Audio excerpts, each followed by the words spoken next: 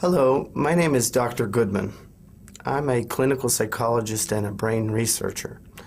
I'm here at Hebrew to talk to you today about the importance of thoughts, of our thoughts. What type of thoughts we have, the thoughts that we allow to enter into our minds. Now, why is this so important? Basically, thinking is our way of interacting with the world, of surviving, of anything that we do involves some sort of cognitive or rational thought. Now, oftentimes we will entertain or a negative thought will enter into our minds, even a thought that's not so realistic or based on something within our lives. It could be just a thought that is an invasive thought that comes out of nowhere. I mean, why would I have such a thought? Where would this thought come from? Well, from our yetzer hara. Every person has a yetzer hara tov, a good inclination, and an evil inclination. You can actually say that we're all about 50% good, 50% bad in terms of the inclination. But we can be, obviously, 100% good. And even the bad is good. Now, why do I have a yetzer hara? Because if everything were easy and everything came to me easily, then I wouldn't have any satisfaction in my life. I wouldn't enjoy what I'm doing. I wouldn't feel good about myself. So Hashem created this system where there's positive and negative in the world. And these forces, these opposite forces, are always pulling at each other. Just as we have night and day, plus and minus. Even batteries have a plus and a minus. The cells in our body are positively and negatively charged. The brain waves in our brain, the EEG, are positive and negative, or our EKG, our heart rhythms. Everything is plus minus, plus minus. So this is the balance of the whole world. If we didn't have negative, then there would cease to be positive. So really, we don't have to be afraid of negative thinking. We just have to accept and know that our negative or our evil inclination is going to try and stop us up, try to trip us up, try to get in our way. So it's always our inclination within us knows exactly what our weaknesses are. It knows exactly what points and what things about us we fear or we're worried about or we're stressed about. So now, how do we control these thoughts? First of all, I have to know that once I have a negative thought, I have to recognize that it's negative and try to divorce it from my thinking. Try to eliminate it, okay? To basically render it null and void. Now, how do I do that? I have to, first of all, be aware of myself. I have to be aware of my thinking. I have to watch the type of things that I think about and what types of thoughts enter my mind. And once those thoughts enter my mind, they're either positive or negative. I mean, obviously, there's some thoughts that are kind of neutral in the middle, or parav, as they say. But again, we have to be aware of ourselves and what we're thinking, especially in terms of thinking underneath our thinking. Now, let me explain. We have a conscious, we have consciousness, we have a subconscious, and an unconscious. Now, the subconscious, we can access these thoughts, these ideas. The unconscious is much more difficult to access, and oftentimes we don't have any real direct access. These thoughts or these feelings will just kind of surface on their own when the time is right. Now, in our consciousness, we're aware of what we're thinking. In our subconscious, these could be thoughts, or as we say, automatic thoughts, kind of habits of thinking that exist all the time in our thinking, in the back of our mind. And it's basically, these automatic thoughts are a chain of rapid thoughts that are constantly flowing, constantly moving through our minds, and largely, we're completely unaware of them. Now, how can it be that I'm thinking something that I'm unaware of? Well, just for example, most people don't think about the very fact that they're breathing. At any given moment, we have to breathe in order to survive. But I don't think about it, or other people don't think about it. It's something that we tend to take for granted. So, why is it something that we don't think about? It's so important. We can't live without breathing. We need to breathe every moment. The moment that you stop breathing is the moment that you stop living. But because it's such a constant part of me, because it's something that happens to us all the time, that it's constantly existing and it's constantly happening, we become desensitized to it. We don't pay attention to it. We're not aware of it. So it's very easy to not give any thought at all to your breathing or any other aspect of your functioning. Just the same, it's very easy to get in the habit of thinking a certain way and not being aware of certain thoughts that may be maladaptive or negative or hurting you. Now, why do I need to get rid of these thoughts? These thoughts are provided via or by my evil inclination, my Yetzer Hara, trying to create tension, trying to create conflict, not making it so easy for me to do what I have to do. My avodas Hashem, my prayers, my endeavors that I do in the community or whatnot. The Yetzer Hara is always trying to get in our way, to put roadblocks. So what do we have to do? Not entertain these thoughts. Because the minute that I entertain these thoughts and I allow them to have a place in my thinking, it takes on a certain type of reality. There was some famous artist that once said, Pablo Picasso actually, who said, anything you can imagine is real. So the minute that you start thinking about things, they become real for you. I mean, for example, somebody can have an anxiety attack just simply by thinking of something scary. That literally can create a whole reaction, a physiological, neurological reaction, that the heart starts pumping faster, the breathing and everything else, all from this negative thinking. Now, there's a pasuk, there's a verse in the Torah, in Genesis, in Bereshit, that says, Yushcha rosh v'ata teshufenu ekev, that you shall hit them on in the head, that they won't bite you in the heel. Well, this is the rough translation. Now, this is talking about the snake in the Garden of Eden. This is referring to when Eve was walking through the Garden of Eden nonchalantly, minding her own business. This snake comes along and starts talking to Eve. And he says to Eve, he says, Eve, you know, why do you think Hashem does not want you and Adam to eat from the tree of knowledge? You know, I mean, didn't you think about it? Why would he come up with such a thing? So the reason is, the snake says, because Hashem doesn't want you to be as powerful and all-knowing as he is. And the minute that you eat from the tree of knowledge, you'll become like him. So that's why he told you not to eat from it. Now, what is he doing? He's trying to convince her to do something bad. He's using logic. He's using all types of very concrete and very feasible concepts and ideas. Now, according to the Midrash, what does it say that the snake did? The snake basically says to her, Hashem told you not to eat or touch the tree. Okay, and what did he do? He pushed Eve, and Eve fell, and she accidentally touched the tree for a moment, a quick moment. And he says, you see, you touched it, and nothing happened.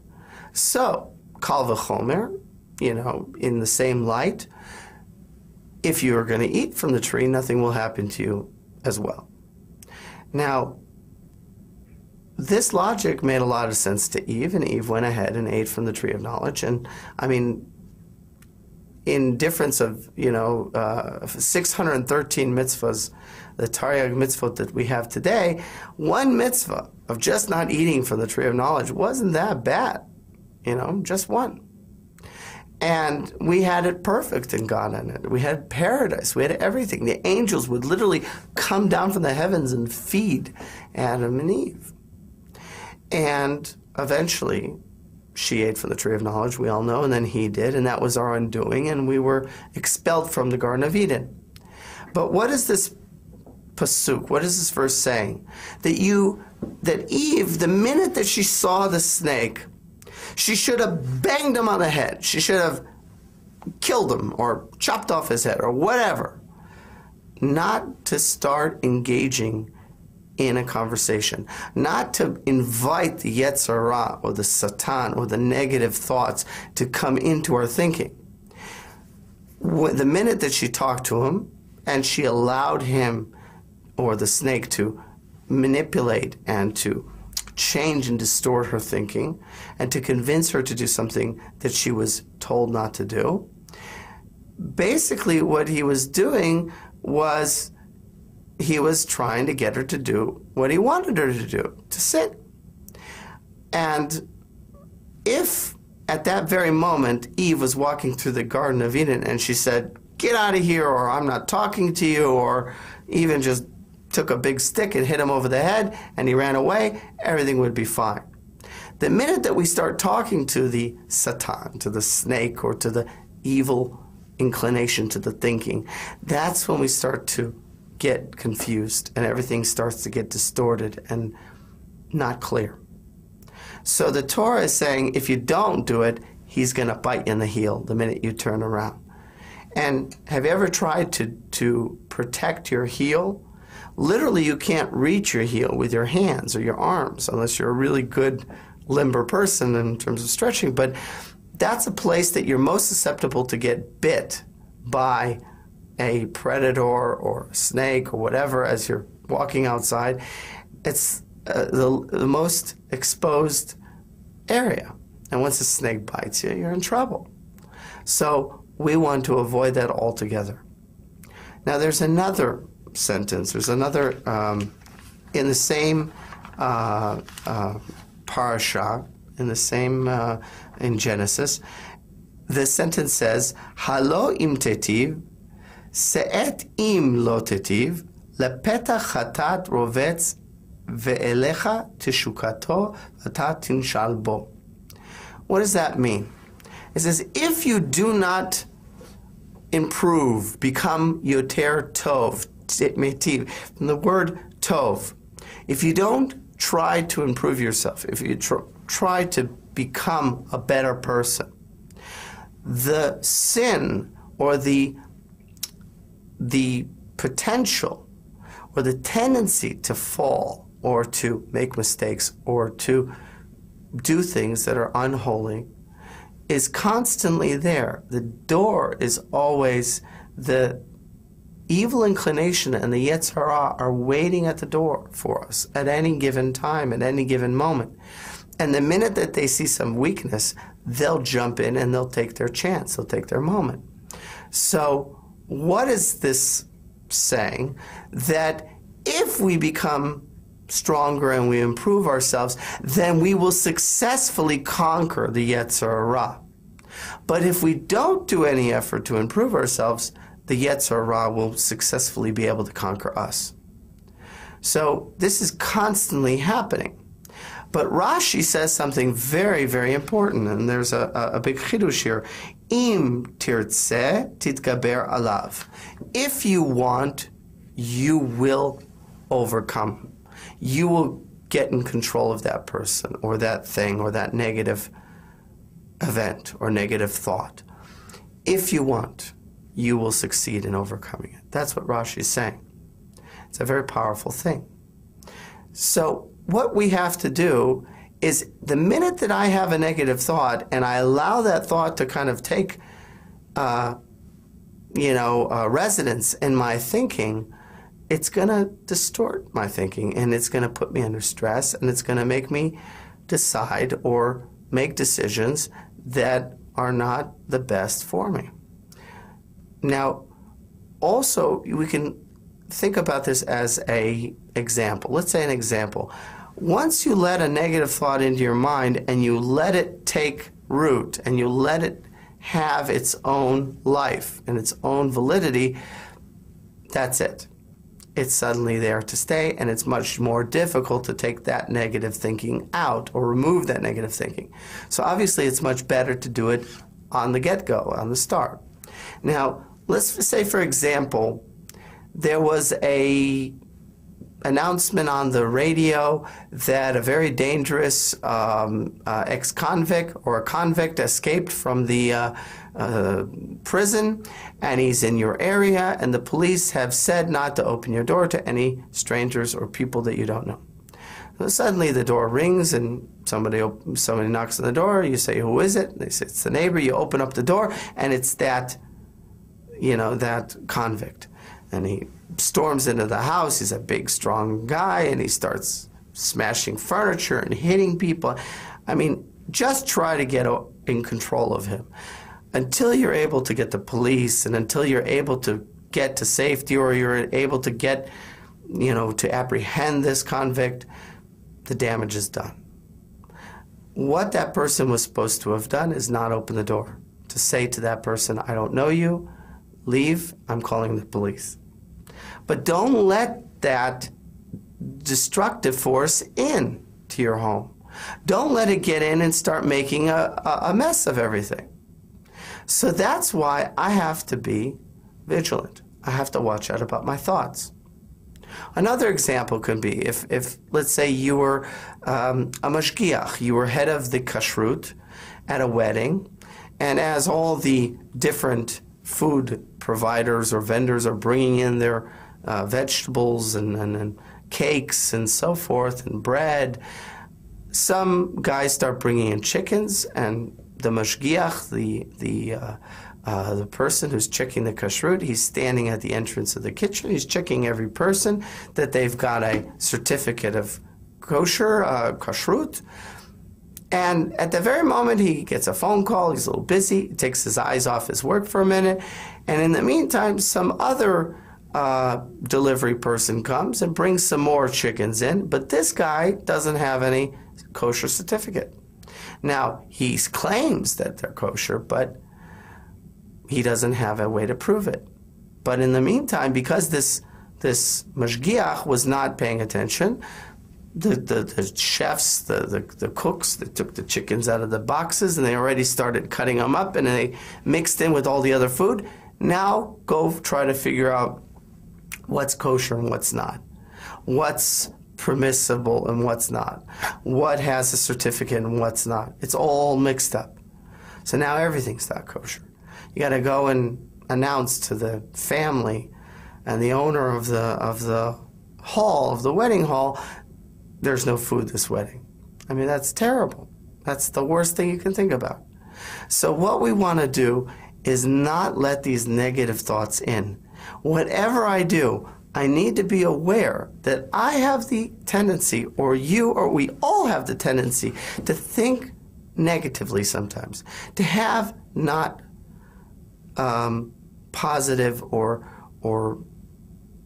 important thoughts that can help us, but the opposite can hurt us and bring us down. They can put us into a state of fear, or worry, or stress. So we have to really do our best to control these thoughts. And when they come, just know it's my Yetzer Hara doing the simple job that it's meant to do, to try to keep me on my toes. So let's pay attention to how we're thinking and try to have holy thoughts and positive thoughts.